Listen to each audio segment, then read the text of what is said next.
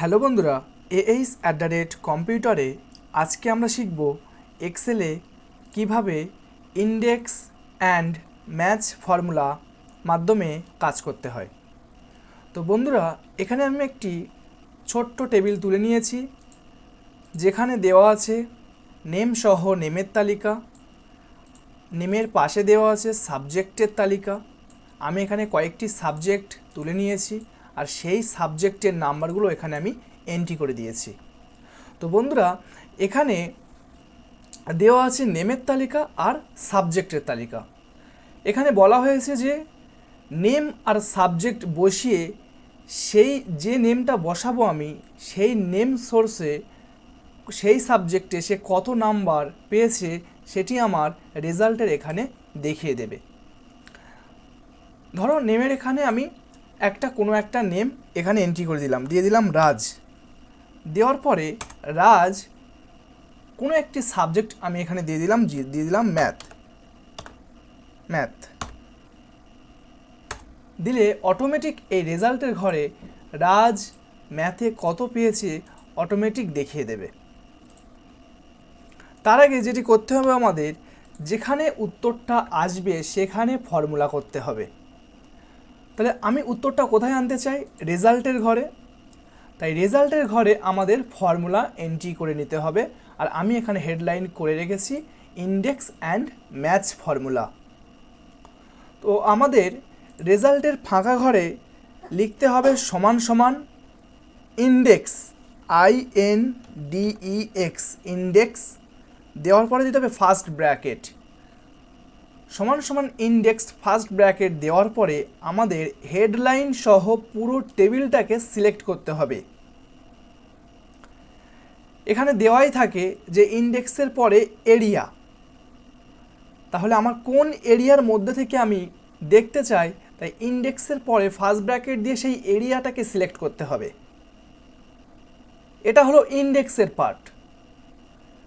Index যখনই শেষ হয়ে যাবে তখন বলে দিতে হবে কমা, তারপরে দিতে হবে ম্যাচ ফর্মুলা। যেহেতু আমরা ইন্ডেক্স আর ম্যাচ ফর্মুলা দিয়ে কাজ করছি, তাই ইন্ডেক্স হয়ে যাওয়ার পরে এন্টার না মেরে কমা দেওয়ার পরে বলতে হবে ম্যাচ, MATCH, ম্যাচ। ঠিক একইভাবে আবার ফার্স্ট ব্র্যাকেট, এখানে অলরেডি লেখা আমাদের দেখাচ্ছে, এখানে বলছে লুক আপ ভ্যালু, মানে কোথায় দেখতে চাই বা কোথায় লিখতে চাই আমরা। তাহলে আমি বলছি নেম লিখবো, তাহলে নেমের ফাঁকা ঘরে ক্লিক দেওয়ার পরে এখানে লুক আপ ভ্যালুর পাশে দেওয়া আছে কমা, তো আমরা এখানে কিবোর্ডের মাধ্যমে কমা দিয়ে দেব। তার পাশেই আছে লুক আপ এরিয়া। আমি যে লুক আপ ভ্যালু বা যে ফাঁকা ঘরটা দেখেছি বা দেখিয়ে দিয়েছি সেখানে কি লিখতে চাই। আমরা যেহেতু এখানে নেমের ফাঁকা ঘর দেখিয়েছি, তাই লুক আপ এরিয়া হবে নেম সহ নেমের তালিকা সিলেক্ট। তাহলে ম্যাচের পরে কি হবে, যে কোথায় লিখব সেটা দেওয়ার সেই ঘরে ক্লিক করার পরে কমা দিয়ে সেখানে কি লিখব সেই এরিয়াটাকে সিলেক্ট করতে হবে। করার পরে কমা, অটোমেটিক এখানে একটা জিরো শো হবে, এখানে আমরা জিরোটা দিয়ে দেব, দিয়ে ব্র্যাকেট দেব, ব্র্যাকেট ক্লোজ। তারপরে যেহেতু আমরা নেম লিখব তাহলে নেমের কাজটা শেষ। এরপরে আমাদের সাবজেক্টের ফাঁকা ঘরটা বা সাবজেক্ট যেটা লিখব সেটাও বসাতে হবে। তাই এখানে এন্টার না মেরে বলতে হবে কমা, কমা দেওয়ার পরে দিতে হবে MATCH, ম্যাচ, আবার ফার্স্ট ব্র্যাকেট। ঠিক একইভাবে যেমন ওখানে আগের বারে ম্যাচের পরে নেমের ফাঁকা ঘর ক্লিক করেছিলাম, এখানে সাবজেক্টের ফাঁকা ঘর ক্লিক করব। কারণ কি, আমরা নেমও লিখব সাবজেক্ট লিখব তবেই তো রেজাল্ট আসবে।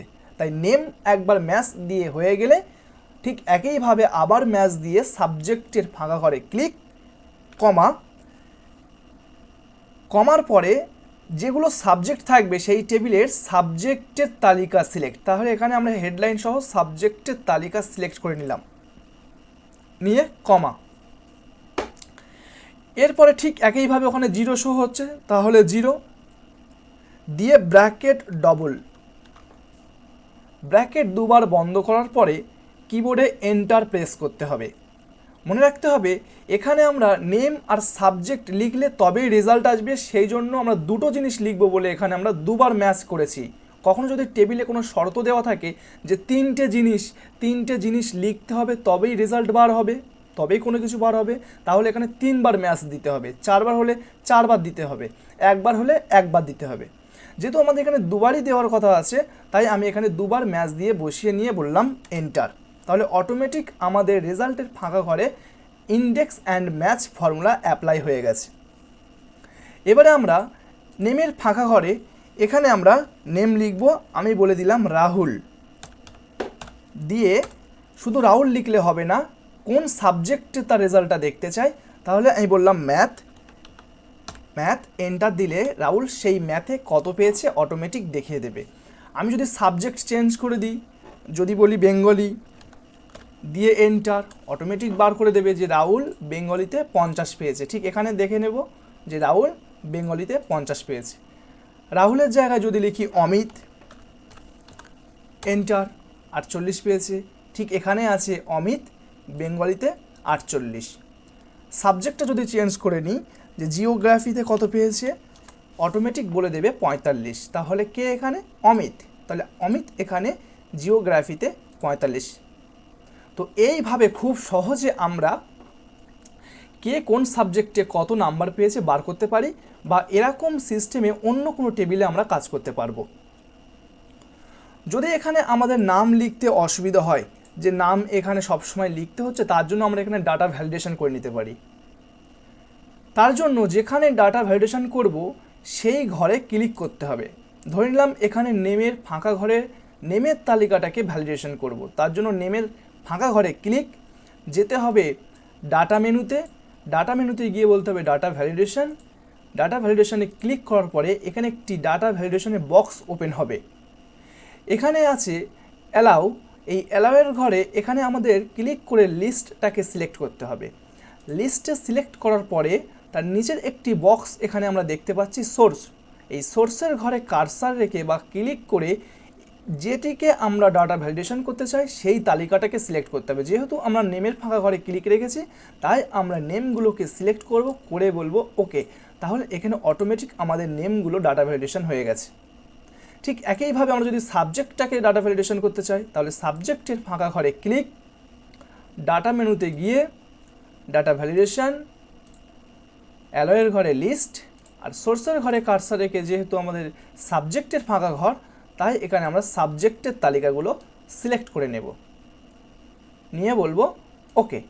তাহলে আমাদের আর এখানে লিখতে হবে না, অটোমেটিক আমাদের এই ফিল্টারে ক্লিক করে বা ডাটা ভ্যালিডেশন যেটা করেছি তার পাশে অটোমেটিক একটা ফিল্টার থাকবে, সেই ফিল্টারে ক্লিক করে কারকে দেখতে চাই তার নামটা এখান থেকে আমরা সিলেক্ট করতে পারবো, আর কোন সাবজেক্ট দেখতে চাই সেই সাবজেক্টও আমরা এখান থেকে সিলেক্ট করতে পারবো।